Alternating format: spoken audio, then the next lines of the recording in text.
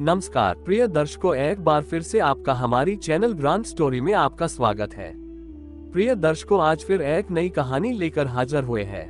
बहुत समय पहले प्रजापति कश्यप ने अपनी दो पत्नियों विंता और कद्रू को वरदान दिया कि वे अपनी इच्छा अनुसार संतानों की माता बन सकती हैं। कद्रू ने हजारों नागों को जन्म देने की इच्छा की और उसे 1000 नागों की माता बनने का वरदान मिला। विंता ने 2 तेजस्वी और बलशाली पुत्रों की इच्छा की। कश्यप ने विंता की इच्छा पूरी की, लेकिन ये भी कहा कि वह पुत्रों को पाने के लिए लंबा समय प्रतीक्षा करेगी। विंता को पुत्रों के जन्म की प्रतीक्षा थी, लेकिन जब कद्रू के हजारों पुत्र तेजी से बड़े हो गए तो विंता को अपने वरदान में संदेह हुआ। उसने अधीर होकर अपने एक अंडे को तोड़ दिया। उस अंडे से एक अपूर्ण बालक प्रकट हुआ, जिसका शरीर अधूरा था। वह बालक अरुण था, जो सूर्य के सारथी बना। अरुण ने अपनी माता को श्राप दिया कि उसकी यह अधीरता उसे दुख देगी और कहा कि जब उसका दूसरा अंडा समय पर फूटेगा तभी वह पुत्र प्राप्त करेगी। ये सुनकर विंता ने अपने दूसरे अंडे को नहीं छेड़ा। एक दिन कद्रू और विंता समुद्र मंथन से उत्पन्न हुए ऐरावत हाथी के रंग को लेकर बहस करने लगी। कद्रू ने कहा कि ऐरावत का रंग काला है, जबकि विंता ने कहा कि वह श्वेत है। कद्रू ने विंता को शर्त में बांध दिया कि यदि वह गलत सिद्ध हुई तो उसे कद्रू की दासी बनना पड़ेगा।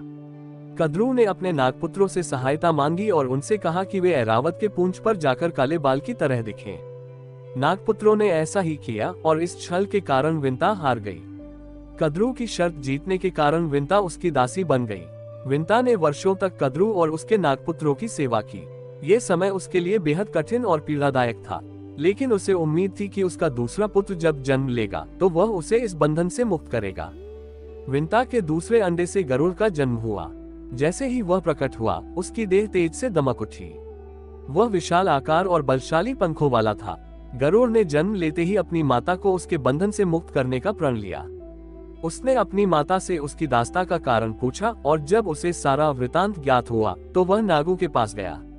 नागों ने कहा कि यदि गरुड़ स्वर्ग से अमृत लाकर उन्हें दे तो वे विंता को मुक्त कर देंगे। गरुड़ ने ये शर्त स्वीकार कर ली और अमृत प्राप्त करने के लिए स्वर्गलोक की ओर प्रस्थान किया। गरुड़ ने स्वर्ग तक पहुंचने के लिए अपनी अद्वितीय शक्ति और तेज का प्रदर्शन किया। रास्ते में उसने कई बाधाओं का सामना किया, लेकिन उसकी साहसिकता और चतुराई ने उसे हर संकट से बाहर निकाला। इंद्र और अन्य देवताओं ने गरुड़ को रोकने की कोशिश की, लेकिन उसकी शक्ति के सामने वे असमर्थ रहे। अंततः गरुड़ ने अमृत कलश को प्राप्त कर लिया। जब गरुड़ अमृत लेकर लौट रहा था तब उसकी भेंट भगवान विष्णु से हुई। विष्णु उसकी शक्ति और साहस से प्रभावित हुए और उसे वरदान दिया कि वह अमर और तेजस्वी रहेगा। विष्णु ने गरुड़ को अपना वाहन बनने का भी प्रस्ताव दिया, जिसे गरुड़ ने सहर्ष स्वीकार कर लिया। इसके बदले में विष्णु ने वादा किया कि नागों को अमृत का सेवन नहीं करने देंगे। गरुड़ ने अमृत नागों के पास लाकर रख दिया, लेकिन उन्हें छूने नहीं दिया। उसने कहा कि वे पहले अपनी मां विंता को मुक्त करें। नागों ने विंता को मुक्त कर दिया।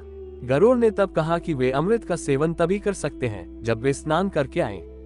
जैसे ही नाग स्नान के लिए गए, इंद्र ने वहां आकर अमृत कलश को वापस स्वर्ग ले गया। इस प्रकार नाग अमृत प्राप्त करने से वंचित रह गए। गरुड़ ने नागों को चेतावनी दी कि अब से वे उसके शत्रु होंगे। गरुड़ नागों का शिकार करने लगा और यही कारण है कि गरुड़ और नागों के बीच शत्रुता की कथा भारतीय पौराणिक कथाओं में प्रसिद्ध है। गरुड़ भारतीय संस्कृति में साहस, बल और भक्ति का प्रतीक है। उसे विष्णु का वाहन माना जाता है और वह देवताओं के प्रमुख अनुयायियों में से एक है। गरुड़ के नाम पर गरुड़ पुराण की भी रचना हुई, जिसमें मृत्यु, कर्म और पुनर्जन्म से संबंधित गूढ़ विषयों पर चर्चा की गई है। गरुड़ की यह कथा हमें धैर्य, बलिदान और अपने प्रियजनों के लिए संघर्ष करने की प्रेरणा देती है।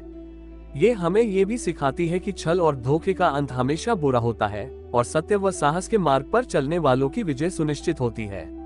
आपको ये कहानी अच्छी लगी हो तो लाइक, शेयर और सब्सक्राइब करना ना भूलना।